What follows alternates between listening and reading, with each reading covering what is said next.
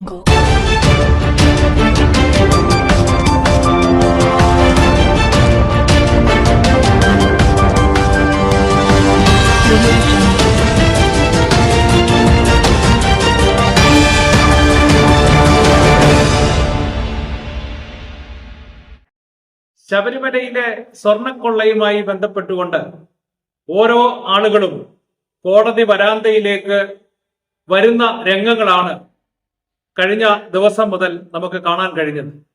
ഇന്ന് മുരാരി ബാബുവാണ് കോടതിയിൽ എത്തുന്നത്. രണ്ടാമത്തെ ആളിനെ അറസ്റ്റ് ചെയ്യുമ്പോൾ ഇനിയും ഇങ്ങനെ ചെയിൻ പോലെ ഓരോ ആളുകളും മറ്റുള്ള ദിവസങ്ങളിലായിട്ട് കോടതി വരാന്തയിലേക്ക് വന്ന് ജയിലിലേക്ക് പോകുന്ന ആ വളരെ മനോഹരമായ രംഗം അയ്യപ്പ ഭക്തരെ സംബന്ധിച്ച് കാണാനുള്ള ഒരു ഭാഗ്യം ഇപ്പോൾ നമുക്ക് ലഭിച്ചിരിക്കുകയാണ്. റാന്നി എന്ന് പറയുന്ന കോടതി അതിനുവേണ്ടി തയ്യാറായി തന്നെ നിൽക്കുന്നു എന്നുള്ളതാണ് വാസ്തവം. ബഹുമാനപ്പെട്ട ഹൈക്കോടതിയുടെ ഇടപെടൽ കാരണം SIT അന്വേഷണം ആരംഭിച്ചപ്പോൾ തന്നെ പഴുതടച്ചുള്ള അന്വേഷണ കാര്യങ്ങളാണ് അവർ പൂർത്തീകരിക്കുന്നത്. അതില് അന്വേഷണ റിപ്പോർട്ടും കോടതിയിൽ സീല് വെച്ച കവറിൽ നൽകുമ്പോൾ ഭക്തജനങ്ങൾക്കും ജനങ്ങൾക്കും എല്ലാ ആളുകൾക്കും ഒരു വിശ്വാസമുണ്ട്. കോടതി അംഗീകരിച്ച് കാര്യങ്ങൾ ചെയ്യും, കള്ളത്തരങ്ങൾ നടക്കില്ല എന്നുള്ള ഒരു വിശ്വാസം.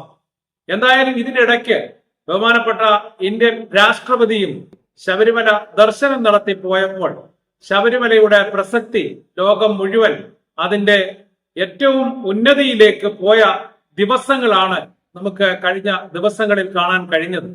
എന്തായാലും വിവാദങ്ങൾ സൃഷ്ടിച്ചു എങ്കിലും ഏറ്റവും കൂടുതൽ മോഷണം നടത്തുന്ന കള്ളന്മാരെ കൂട്ടത്തോടെ പിടിക്കുവാനുള്ള ആ ഒരു തീരുമാനം എന്ന് പറയുമ്പോൾ അത് വളരെ ഭംഗിയോടെ നിർവഹിക്കുന്ന ഉദ്യോഗസ്ഥന്മാർക്ക് ആദ്യം നമ്മൾ അഭിനന്ദനം അർഹിക്കുകയാണ്.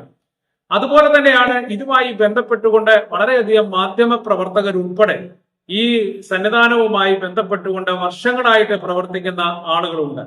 അതിലൊക്കെ പ്രധാനമായിട്ടുള്ള കാര്യങ്ങൾ എന്താ എന്ന് ചോദിച്ചാൽ പല കാര്യങ്ങളും മറച്ചു വെച്ചുകൊണ്ടുള്ള റിപ്പോർട്ട് ചെയ്യുന്നു എന്നുള്ളത് അതൊരു പ്രത്യേക ഒരു വിഷയം തന്നെയായിട്ട് മാറിയിട്ടുണ്ട്. ആരെയാണ് ഇവർ ഭയക്കുന്നത്? എന്തുകൊണ്ടാണ് ദേവസ്വം ബോർഡിന്റെ ചില സഹായങ്ങൾ പങ്കെടുക്കുക അല്ലെങ്കിൽ കിട്ടുന്നതിന് വേണ്ടിയുള്ള ലക്ഷ്യമാണ് എന്നുണ്ടെങ്കിൽ ഇത് അയ്യപ്പ ഭക്തന്മാരോടുള്ള അല്ലെങ്കിൽ അയ്യപ്പ സ്വാമിയോടുള്ള ഒരു ഞാണിന്മേൽ കളിയാണ് എന്നുള്ളത് അവരും അറിഞ്ഞിരിക്കുന്നത് നല്ലതായിരിക്കും. കാരണം ഉദ്യോഗസ്ഥന്മാരെ കാട്ടിക്കൂട്ടുന്ന ഓരോ വേലകളും അതിന് ഒരു വർഷത്തേക്കാണ് പല ആളുകളെ അവിടെ നിയമിക്കുന്നത്. അതില് ശബരിമലയുമായി ബന്ധപ്പെട്ട് ദേവസ്വം ബോർഡ് വെക്കുന്ന ഓരോ ഉദ്യോഗസ്ഥന്മാർക്കും ആ ഒരു വർഷം കക്കാനുള്ള എല്ലാ സംവിധാനങ്ങളും സൗകര്യങ്ങളും ഒരുക്കി കൊടുക്കുന്നു എന്നുള്ളതാണ് അതിന്റെ പ്രത്യേകത. 5 വർഷം ഉണ്ടായിരുന്ന ദേവസ്വം ബോർഡ് 3 ആക്കി. അത് പ്രയാർ ഗോപാലകൃഷ്ണൻ എന്ന് പറയുന്ന ഒരു പ്രസിഡന്റിനെ കളയാൻ വേണ്ടി അത് 2 ആക്കി. അങ്ങനെ ദേവസ്വം ബോർഡും 2 വർഷം കൊണ്ട് ആവശ്യത്തിന് കക്കുന്ന രീതിയിലേക്കാണ് കാര്യങ്ങൾ പോകുന്നത് എന്നാണ് മാധ്യമ റിപ്പോർട്ടുകളിലും അന്വേഷണ റിപ്പോർട്ടുകളിലും നമുക്ക് മനസ്സിലാകുന്നത്. ഓരോ പ്രസിഡന്റുമാരായാലും മെമ്പർമാരായാലും നടതള്ളി വരുന്ന രാഷ്ട്രീയത്തിലെ ഒന്നും നടക്കാതെ നടതള്ളി വരുന്ന ആളുകൾക്ക് പണം ഉണ്ടാക്കാൻ വേണ്ടിയുള്ള ഒരു വേദിയായിട്ട് ശബരിമലയും ദേവസ്വം ബോർഡിനെയും ഉൾപ്പെടുത്തിയപ്പോൾ അതിനുള്ള ശരിയായ രീതിയിലുള്ള ഗുണം അവർക്ക് ഇപ്പോൾ ലഭിച്ചുകൊണ്ടിരിക്കുന്നു എന്നുള്ളതാണ് ഈ കേസും കൂടെ കണ്ടപ്പോൾ നമുക്ക് മനസ്സിലാക്കാനായിട്ട് സാധിച്ചിട്ടുള്ളത്. വളരെ സത്യസന്ധരായിട്ടുള്ള ഉദ്യോഗസ്ഥന്മാര് അവിടെ ജോലിക്ക് വന്നാൽ അവരെ അവിടുന്ന് സാധാരണ നാടൻ ഭാഷയിൽ പറഞ്ഞാൽ പമ്പ കടത്തുക എന്ന് പറയുന്ന ആ രീതിയിലേക്കാണ് കാര്യങ്ങൾ മാറിക്കൊണ്ടിരിക്കുന്നത്.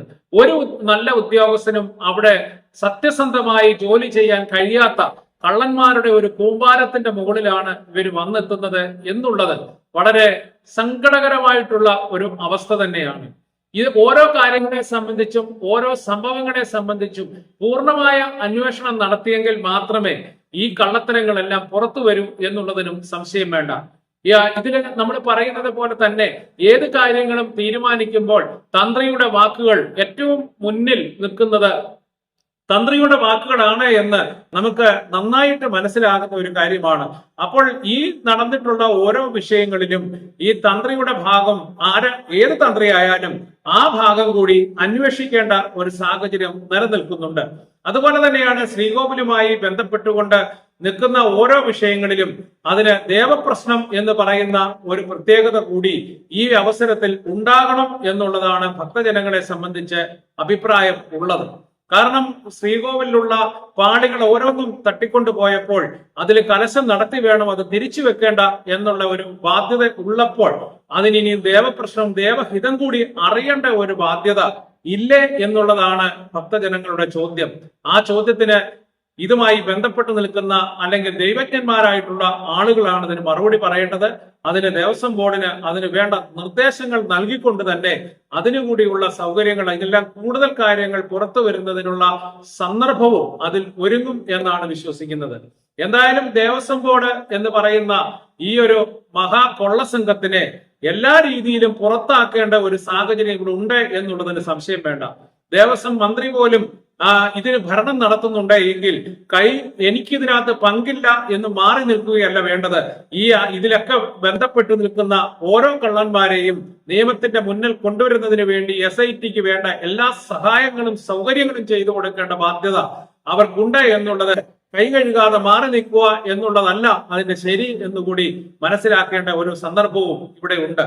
എന്തായാലും വലിയ എന്ന് പറഞ്ഞാൽ ഇന്നലെ വരെ കണ്ടിട്ടില്ലാത്ത രീതിയിലുള്ള കമ്മട്ടങ്ങളാണ് ഈ ഒരു മേഖലയിൽ ഉണ്ടായിട്ടുള്ളത്. ഇത് മാത്രമല്ല, പർച്ചേസ് മേഖലയിലും വളരെയധികം തട്ടിപ്പുകൾ നടന്നിട്ടുണ്ട്. അതുപോലെ തന്നെ ലേല മേഖലയിൽ ലേലവുമായി ബന്ധപ്പെട്ടുകൊണ്ട് നടത്തുന്ന ഒത്തുകളികളും അതുമായി ബന്ധപ്പെട്ട് ചില കാര്യങ്ങൾ ചെയ്യുന്നതുമൊക്കെ അതിന്റെ ഭാഗമാണ് എന്നുള്ളതിന് സംശയം വേണ്ട. അതുപോലെ തന്നെയാണ് വഴിപാട് കിട്ടുന്ന സമയങ്ങളിൽ ഒരു വിളക്ക് കിട്ടിയാൽ ആ വിളക്ക് എന്ന് മാത്രമാണ് അവിടെ രേഖപ്പെടുത്തുന്നത്. അതിന്റെ തൂക്കം അവിടെ രേഖപ്പെടുത്തുന്നുണ്ടോ എന്നുള്ളത് കൂടി ഭക്തജനങ്ങളോട് പറയേണ്ട ഒരു ബാധ്യത ദേവസ്വം ബോർഡിന്റെ ഉദ്യോഗസ്ഥന്മാർക്കുണ്ട്. അത് ഒരു ക്ഷേത്രത്തിൽ മാത്രമല്ല, ഈ പറയുന്ന എല്ലാ ദേവസ്വം ബോർഡ് ക്ഷേത്രങ്ങളുടെയും സ്ഥിതി ഇതാണ് എന്നാണ് ഭക്തജനങ്ങൾ പറയുന്നത്. അവിടെ ഒരാളിനെ ചീട്ട് കട്ട് ചെയ്താൽ ഒരു വിളക്ക് നടക്കി വെച്ചാൽ 80 രൂപയുടെ ഒരു ചീട്ട് മാത്രമാണ് എടുക്കുന്നത്. അപ്പോൾ ഒരു വിളക്ക് മാത്രമാണ് ആ നടയിൽ വെച്ചത് എന്നുള്ള കണക്ക് മാത്രമേ അവിടെ എത്തുന്നുള്ളൂ. അതിന്റെ തൂക്കം രജിസ്റ്ററിൽ രേഖപ്പെടുത്തുന്നുണ്ടോ എന്നുകൂടി ഭക്തജനങ്ങളോട് അറിയിക്കേണ്ട ഒരു ബാധ്യത ദേവസ്വം ബോർഡിനുണ്ട് എന്നുള്ളതിന് സംശയം വേണ്ട. അങ്ങനെ ഓരോ കാര്യങ്ങളിലും അക്കമിട്ട് എണ്ണി SITയും അല്ലെങ്കിൽ കോടതിയും ഇടപെട്ടപ്പോൾ ഇക്കാര്യങ്ങളെല്ലാം കഴിഞ്ഞ 30 വർഷമായിട്ടുള്ള എല്ലാ സംഭവങ്ങളെ സംബന്ധിച്ചും വ്യക്തമായ രീതിയിൽ, ശുദ്ധമായ രീതിയിൽ, കള്ളത്തരങ്ങൾ പുറത്തു വരത്തക്ക രീതിയിലുള്ള അന്വേഷണമാണ് ഇക്കാര്യത്തിൽ നടത്തേണ്ടത്. അതും കൂടി ബഹുമാനപ്പെട്ട കോടതി ഏറ്റെടുത്തുകൊണ്ട് നടത്തും എന്നുള്ളതാണ് ഭക്തജനങ്ങളുടെ പ്രതീക്ഷ. നന്ദി, നമസ്കാരം.